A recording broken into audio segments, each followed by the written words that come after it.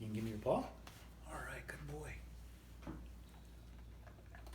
Hi friends, my name is Bill Evertsberg. I'm one of the pastors at Kenilworth Union Church, and this is Douglas, my assistant minister.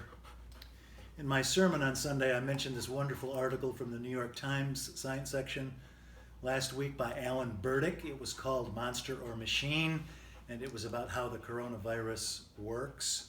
Mr. Burdick answers his own self-imposed question by saying that the coronavirus is not a monster because it has no agency. It's just a tiny little machine. Because a virus really is kind of terrifying in its rudimentary simplicity. A virus is nothing more than a packet of information. It cannot move, grow, persist, or perpetuate on its own. It needs a host. All a virus is a tiny photocopy machine. All it does is make copies of itself. And yet this tiny wisp of data, as Mr. Burdick refers to the virus, this tiny wisp of data has somehow managed to ground half the world's commercial airliners, double the stock price of Zoom, postponed the seasons of the NBA and Major League Baseball and all political conventions, and the premieres of the next Black Widow, Spider-Man, and James Bond films. Wild boars roam the streets of Barcelona. But that's not all the coronavirus has done. It has also somehow managed to mobilize the entire human race in the vastest collaborative effort in the history of our species. And so all around the world, thousands of scientists are on a mad hunt for a vaccine. Despite international borders and ideological differences, they will find this vaccine, and medical workers around the world are heroically caring for the sick at great risk to themselves, and essential workers are stocking shelves and delivering staples to our doors. And the rest of us, we help by staying home, wearing masks, buying groceries for our frail neighbors, cheering each other up on Zoom, and sending condolences to the heartbroken.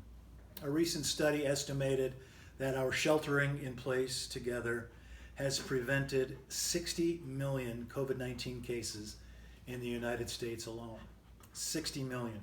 And it has prevented 285 million cases in China, which means that together, by sheltering in place, we have prevented 800,000 additional deaths in the United States and 3.7 million deaths in China.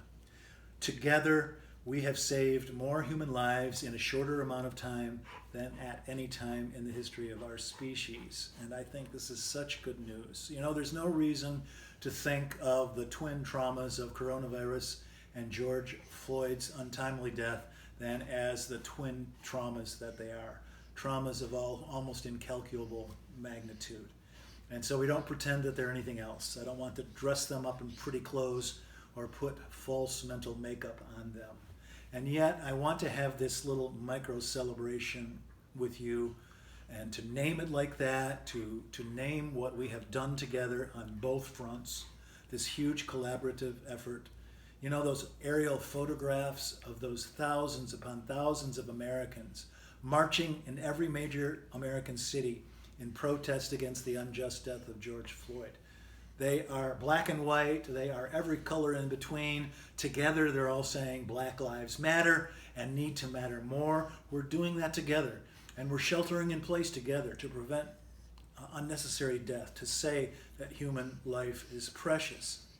And you know, we're going to have our squabbles about what sheltering in place should mean and how long it should last.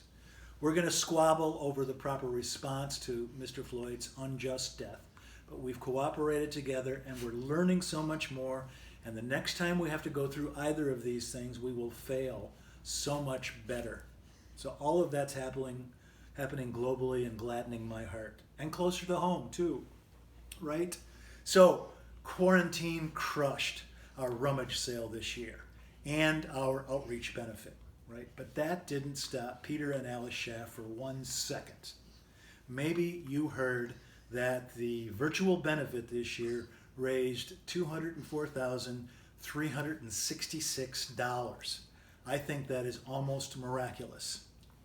When Peter and Alice Schaff came to me and told me that their goal for our virtual benefit this year was going to be the same as our goal during our physical benefit last year, $175,000, I thought they were crazy.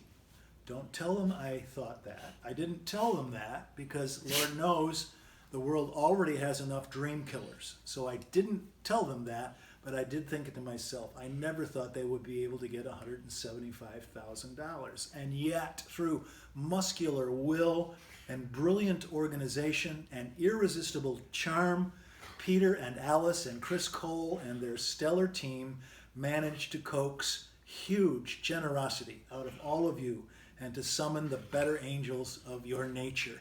$204,366. $204,366. So, around the world, this is a dark and challenging time. No reason to pretend otherwise.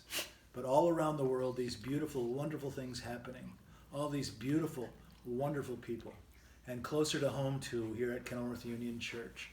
All these beautiful things and all these wonderful people making them happen. Thank you, thank you, thank you, and God bless you.